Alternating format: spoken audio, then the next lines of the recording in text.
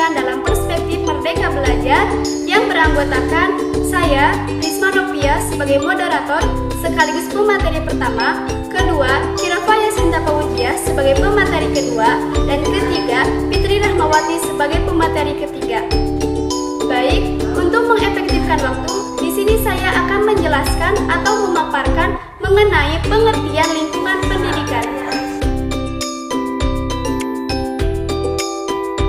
Tatang S mengatakan bahwa lingkungan pendidikan adalah sesuatu yang terdapat di sekitar lingkungan pendidikan yang mendukung terrealisasinya pendidikan.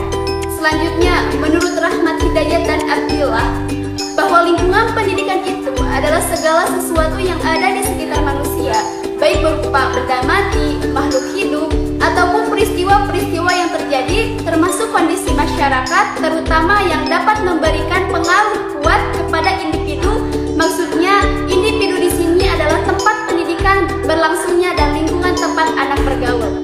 Sedangkan menurut Raja S mengatakan secara luas bahwa lingkungan pendidikan adalah berlangsungnya dalam segala lingkungan hidup, baik yang khusus diciptakan untuk kepentingan pendidikan maupun yang ada dengan dirinya.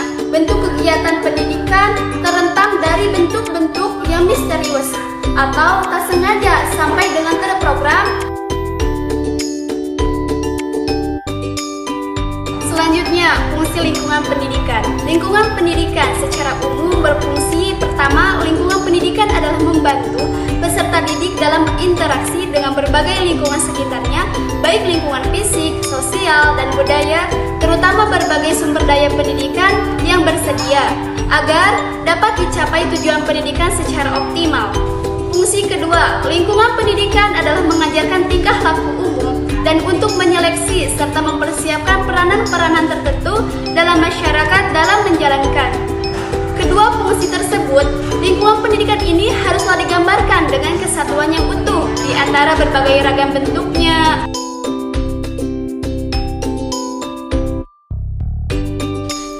Terima kasih kepada moderator. Selanjutnya saya di sini akan mempresentasikan tentang jenis lingkungan pendidikan. Yang pertama, lingkungan keluarga.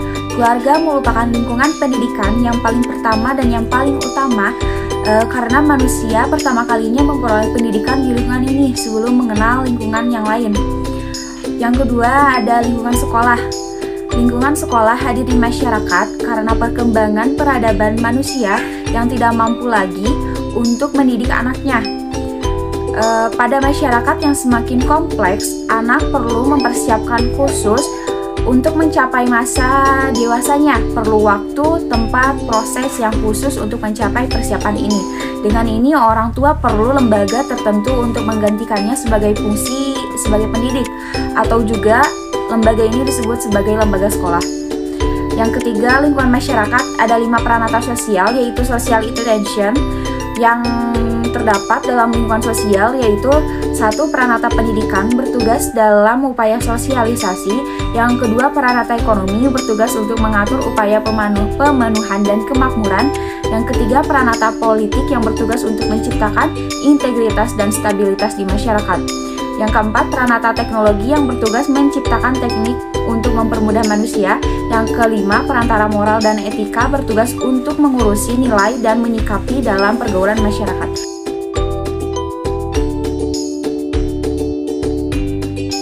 Tentang fungsi dan jenis lingkungan pendidikan. Yang pertama adalah lingkungan keluarga, diantaranya berfungsi sebagai pengalaman pertama masa kanak-kanak.